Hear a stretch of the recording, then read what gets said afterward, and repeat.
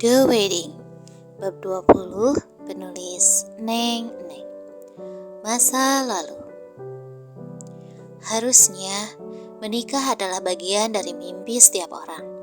Masing-masing dari kita tentu saja pernah menghayalkan ingin mendapatkan pasangan seperti apa, ingin melakukan pesta pernikahan seperti apa. Terlebih dari itu, kita juga tentu saja memiliki kriteria sendiri untuk pasangan kita nanti.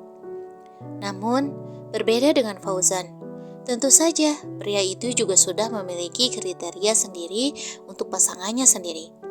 Fauzan ingin menikah dengan seorang gadis cantik sederhana yang tentu saja satu server dengannya. Fauzan tidak ingin neko-neko, memiliki istri yang super kaya. Cukup seorang istri yang mau mengurus rumah tangga dan menyambutnya dengan ramah ketika dia pulang bekerja. Namun, rupanya takdir tak berpihak pada keinginannya. Fauzan terpaksa harus menikah dengan seorang gadis yang usianya beda beberapa tahun dengannya. Sosok Renata Yashinta memang gadis yang sangat cantik, cerdas, terlebih lagi Renata berasal dari kalangan atas. Dia gadis yang kaya raya sejak lahir. Fauzan suka sosok Renata yang cantik. Sebagai seorang pria dewasa yang normal, tentu saja Fauzan merasa beruntung jika bisa mendapatkan Renata. Namun, kala melihat seperti apa sikap Renata setelah 1 minggu pernikahan, sepertinya Fauzan merasa telah salah pernah mengagumi sosok Renata dan menyetujui pernikahan mereka. Hari ini hujan deras, waktu sudah menunjukkan pukul 8 malam. Alih-alih ketika pulang kerja Fauzan disambut oleh wajah ramah sang istri, Fauzan malah mendapati apartemennya yang kosong melompong. Fauzan menghela napas lelah. Hari ini pekerjaan cukup berat. Fauzan belum makan sama sekali. Dan di meja makan tidak ada makanan apapun.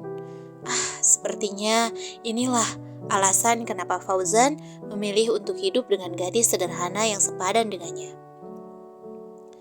1 jam telah berlalu.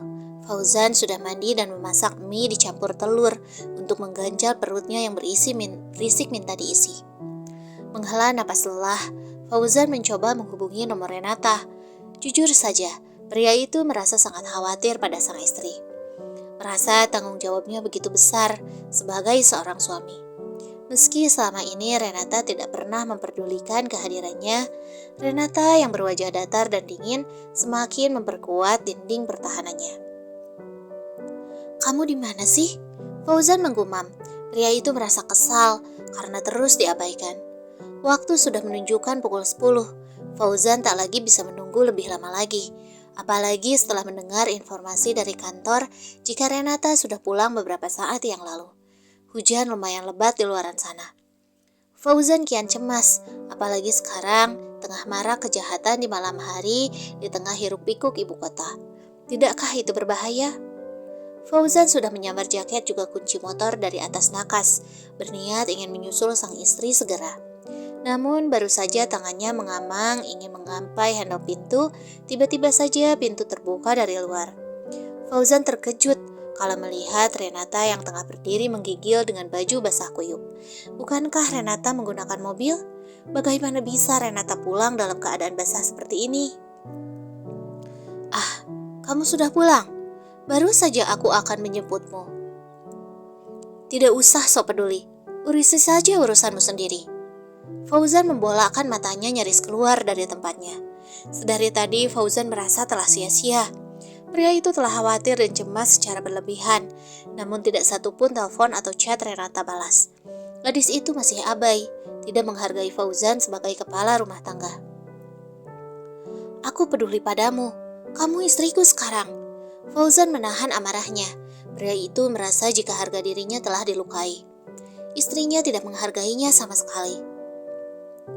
"Hanya di atas kertas, kamu boleh menceraikan aku sekarang jika kamu menyesalinya."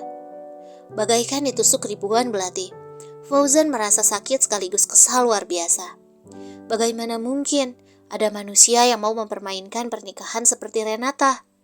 Fauzan tidak habis pikir. "Apa maksudmu? Setidaknya kamu bisa mengabariku jika kamu sibuk, agar aku tidak terlalu khawatir." Fauzan meninggikan suaranya. Pria itu sungguh sangat kesal, emosinya meluap. Kamu tanggung jawabku sekarang. Suka atau tidak, tapi menjagamu adalah tugasku. Fauzan menegaskan sekali lagi. Pria yang semula selalu ceria itu kini mengubah perangai wajahnya. Renata terdiam. Gadis itu kian menggigil kedinginan. Tetesan air kini sudah berjatuhan membasahi lantai tempatnya berpijak. Fauzan mengusap wajahnya kasar. Lupa jika Renata baru saja pulang dengan keadaan basah kuyup. Fauzan malah mengajak Renata berdebat. Fauzan segera berlari menuju balkon kamarnya, di mana di sana ada handuk yang dijemur. Fauzan kembali berlari menghampiri Renata yang masih mematung, tidak peduli jika tubuhnya sudah kian menggigil. Pandangan gadis itu kosong. Keringkan dulu tubuhmu, aku akan memasak sup hangat untukmu. Fauzan berlalu, meninggalkan Renata yang kini sudah menghela napas berat. Kemudian gadis itu pergi menuju kamarnya sendiri.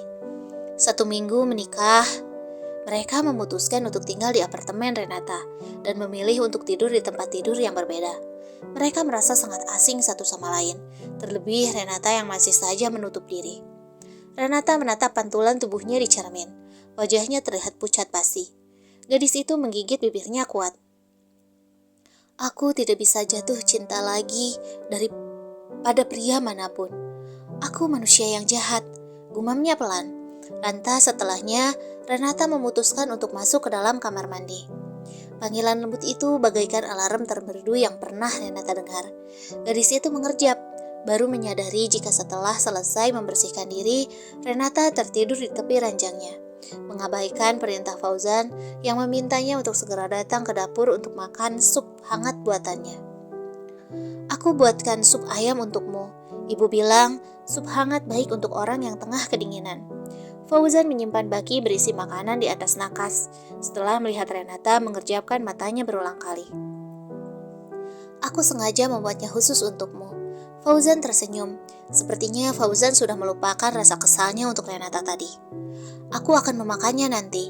Renata melirik tidak minat pada sup yang masih mengepul tersebut. Tidak, kamu harus memakannya sekarang. Fauzan menggeleng lalu meraih semangkuk sup dan sendok, menyendokkan makanan dan memajukannya ke mulut Renata. Gadis itu melotot. Suasana terasa canggung. Renata segera mengambil alih sendoknya. Aku bisa sendiri, Renata menggumam. Bagus, Fauzan mengangguk puas. Bagaimana? Apa rasanya enak? Fauzan bertanya dengan penuh harap saat Renata sudah memasukkan 1 sendok sup ke mulutnya. Fauzan hanya melihat ekspresi datar Renata seperti biasa. Gadis itu begitu tak menunjukkan perasaan lewat wajahnya. Hening beberapa saat hingga Renata kembali menyuapkan suapnya berulang kali. Sup sudah hampir setengahnya habis. Tentu Fauzan merasa jumawa jika sup buatannya begitu enak, hingga Renata terlihat begitu lahap. Fauzan begitu bahagia. Lain kali, biar aku saja yang masak. Renata kembali menyuapkan makanannya dengan tenang. Maksudmu, masakanku tidak enak? Fauzan membulatkan matanya. Jika tidak enak, lantas mengapa Renata menghabiskan supnya? Renata diam, tidak menanggapi apapun lagi. Gadis itu lebih memilih merebahkan tubuhnya, lalu memejamkan matanya erat. Fauzan berdecak kesal, lalu pria itu berlari menuju dapur. Masih ada sisa sup di panci. Dia harus mencobanya. Hak! Hambar! Rasanya seperti rebusan sayuran. Fauzan kembali memuntahkan makanannya dengan wajah berkidik ngeri.